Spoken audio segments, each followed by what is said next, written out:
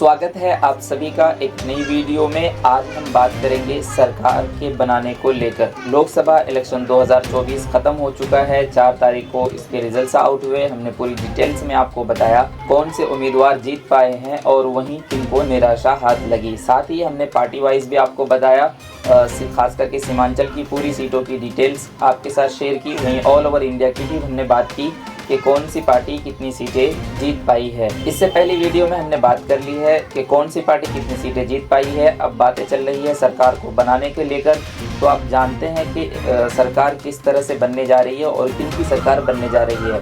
तो शुरुआत में ये बात की जा रही थी कि इंडिया अलायंस यानी जो कांग्रेस समर्थक गठबंधन है वो शुरुआत में कोशिश कर रहे थे कि सरकार उनकी बन जाए, जिसमें कि वो बहुत ज़्यादा अप्रोच कर रहे थे नीतीश कुमार को। और टीडीएस की जो पार्टी है चंद्रनायडू बाबू की उनको बहुत ज़्यादा अप्रोच करने की कोशिश की जा रही थी। इंडिया अलायंस की तरफ से, आम आदमी पार्टी की तरफ से भी बहुत ज़्यादा बातें आ रही थी कि उनको हम अप्रोच कर रहे हैं। शिवसेना की तरफ से बातें आ रही थी, लेकिन ये सारी बातें अब ख़त्म हो चुकी है। सरकार जो है इंडिया अलायंस नहीं बना रही है। उन्होंने प्रेस कॉन्फ्रेंस की और जिसके ज़रिए उन्होंने बता दिया कि हम सरकार नहीं बना रहे हैं। तो सरकार जो अब बन रही है वो एनडीए की सरकार बन रही है, यानी बीजेपी समर्थक जो अलायंस है उनकी सरकार बन रही है। और ये सरकार जो है 9 तारीख को शाम 7:15 पर पीएम नरेंद्र मोदी तीसरी बार अपनी शपथ लेंगे और ऐसा करने वाले वो दूसरे प्रधानमंत्री बन जाएंगे कि लगातार उन्होंने 3 कार्यकाल की शपथ ली हो। इससे पहले ये काम जवाहरलाल नेहरू ने की थी। अब इस सरकार को लेकर तरह तरह की बातें चल रही है। कुछ दावे ये किए जा रहे हैं कि ये सरकार अगर बन भी जाती है तो 5 साल ये सरकार नहीं चल पाएगी। उसके पीछे की थ्योरी क्या है, आइए उनको ज़रा समझते हैं। आपको पता होगा कि इससे पहले जो बीजेपी के 2 कार्यकाल रहे, यानी अभी के जो 2 कार्यकाल थे 2014 और 2019 की अगर हम बात करें तो 2014 में बीजेपी अपने दम पे 282 सीटें लेके आती है। वहीं अगर 2019 की बात करें तो 2019 में बीजेपी अपने दम पर 302 सीटें लेकर आती है। और आपको पता है कि बहुमत के लिए सिर्फ 272 की ज़रूरत होती है। तो बीजेपी के पास मेजॉरिटी पहले से ही हुआ करती थी, सारे अपने एमपीज़ हुआ करते थे। तो इस बिना पर सरकार वो आसानी से चला पा रहे थे। जो भी फैसले वो लेना चाहते थे वो फैसले हार्डली ले पा रहे थे। और लेकिन इस बार ऐसा नहीं हो पाएगा, क्योंकि इस बार बीजेपी की जो सीटें आई है वो सिर्फ 240 आई है और सरकार बनाने के लिए 272 की ज़रूरत होती है। तो बीजेपी को इस बार ज़रूरत है कि जो दूसरे अलायंस है, यानी एनडीए में जो दूसरे लोग हैं शामिल, जैसे नीतीश कुमार है, चंद्रनायडू बाबू है, ये उनको समर्थक दे।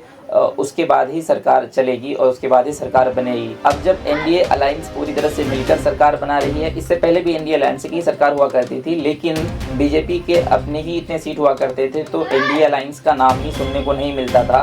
नाम हमें सिर्फ बीजेपी का ही सुनने को मिलता था। लेकिन चूँकि इस बार बीजेपी बहुमत तक नहीं पहुँच पाई है तो एनडीए अलायंस का नाम जो है बहुत ज़्यादा चर्चे में आया हुआ है कि एनडीए अलायंस की सरकार बना रही है। तो इस सरकार में दिक्कतें क्या हैं उनको ज़रा जानते हैं। इस सरकार में सबसे बड़ी दिक्कत क्या है कि जो बीजेपी है, नीतीश कुमार की जो पार्टी है और चंद्रनायडू बाबू की जो पार्टी है टीडीएस जेडीयू, इन दोनों का अगर पिछला रिकॉर्ड हम देखें तो इनका रिकॉर्ड ये कहता है हमें कि ये कभी भी किसी के साथ जा सकते हैं और कभी भी किसी का साथ छोड़ सकते हैं। जैसा आपने बिहार में देखा होगा कि नीतीश कुमार 3 से 4 बार एक तरफ से दूसरी तरफ जा चुके हैं। मतलब कभी वो बीजेपी के साथ जाके गवर्नमेंट बना लेती है और फिर कभी आरजेडी के साथ आ जाती है, उसके साथ गवर्नमेंट बना लेती है। तो ये ट्रैक रिकॉर्ड दोनों ही पार्टियों का रहा है। तो इसी बिना पर यह कहा जा रहा है कि ये सरकार जो है पूरी तरह से नहीं चल पाएगी। और इसकी कुछ और भी वजह है, उसको ज़रा देखते हैं।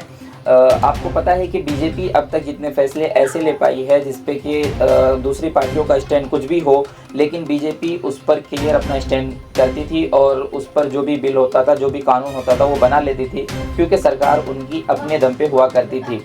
जैसे अगर हम बात कर लें कुछ ऐसे फैसलों की जिसमें इन्हीं पार्टियों के अंदर, यानी इंडिया अलायंस के अंदर जो पार्टियां हैं उन्हीं में मतभेद है, उन्हीं के विचारधारे एक जैसे नहीं हैं।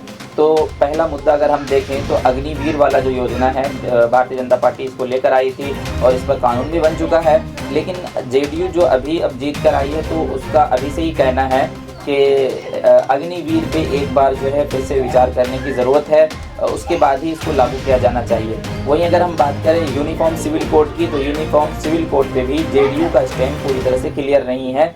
इस पर वो अभी विचार करने की ही बातें करते हैं। वो कहते हैं कि सबको बिठाया जाए और जब सब तमाम पार्टियां सहमत हो जाए जिस चीज़ पर, उसको लागू कर देना चाहिए। ऐसा नहीं करना चाहिए जैसे कि बीजेपी का अपना है कि हम एक चीज़ डिसाइड करेंगे और वो पूरे देश पे लागू होगा।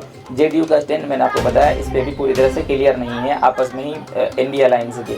वहीं अगर बात करें चंद्र नायडू बाबू की, तो अभी चुनाव प्रचार में वो हर जगह चीख कर कह कर आए हैं अपने असेंबलीज में कि अगर हम जीतते हैं तो मुस्लिम आरक्षण 4% जो है वो हम देंगे मुसलमानों को। लेकिन बीजेपी इसके बिल्कुल अपोजिट कहती है। बिल्कुल बीजेपी जो है मुस्लिम आरक्षण के बहुत ज़्यादा खिलाफ है। तो ऐसी चीज़ों को लेकर ये बातें चल रही है कि एनडीए अलायंस जो है उनके विचार एक जैसे नहीं है। और ये जो दो पार्टियां हैं, इनका ट्रेक रिकॉर्ड भी ये कहता है कि ये कभी भी जाके किसी का साथ छोड़ सकते हैं। तो इसी बिना पर ये बातें और ये अटकलें लगाई जा रही है कि ये सरकार पूरे 5 साल नहीं चल पाएगी। एक बार मैं आपको फिर से याद दिला दूं कि 9 तारीख को पीएम नरेंद्र मोदी अपने तीसरे कार्यकाल का शपथ लेंगे शाम 7:15 पे। और उसके बाद ही हमें पूरी डिटेल से मिल पाएगा कि मंत्रिमंडल का जो है वो किस तरह से बंटवारा हो रहा है, कौन सी पार्टियों को कौन सा मंत्रिमंडल दिया जा रहा है। एक चीज़ इसमें और भी मैं ऐड कर दूँ आपको कि मंत्रिमंडल को लेकर बहुत सारी बातें चल रही है कि जो जेडीयू है वो कुछ ऐसे डिमांड कर रही है जो बीजेपी शायद कि पूरी ना कर पाए। और वहीं जो टीडीएस की पार्टी है उनकी भी कुछ ऐसी डिमांड्स है जो बीजेपी पूरी ना कर पाए। जैसे मैं आपको बता दूं तो जेडीयू की एक बहुत बड़ी डिमांड है कि उनको जो है रेल मंत्रालय चाहिए, और वहीं बिहार को एक स्पेशल स्टेट का दर्जा वो दिया जाना चाहिए। टीडीएस की भी कुछ ऐसी ही मांगे हैं कि उनको फाइनेंस मिनिस्ट्री चाहिए। और सबसे बड़ी मांग अगर हम उनकी देख लें तो वो ये है कि उनको लोकसभा का स्पीकर चाहिए। तो ऐसे कुछ बातें हैं जो शायद कि बीजेपी इन बातों को हजम नहीं कर पाएगी, और जो इनकी मांगे हैं उनको पूरी करने में पूरी तरह से बीजेपी अपने आप से खुश नहीं होगी।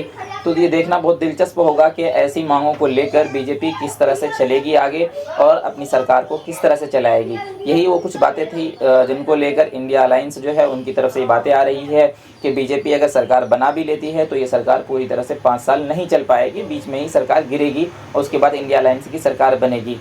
देखना बहुत दिलचस्प होगा। अगर ये वीडियो आपको ज़रा भी पसंद आती है तो इसको लाइक शेयर ज़रूर कीजिए और चैनल को सब्सक्राइब ज़रूर कीजिए।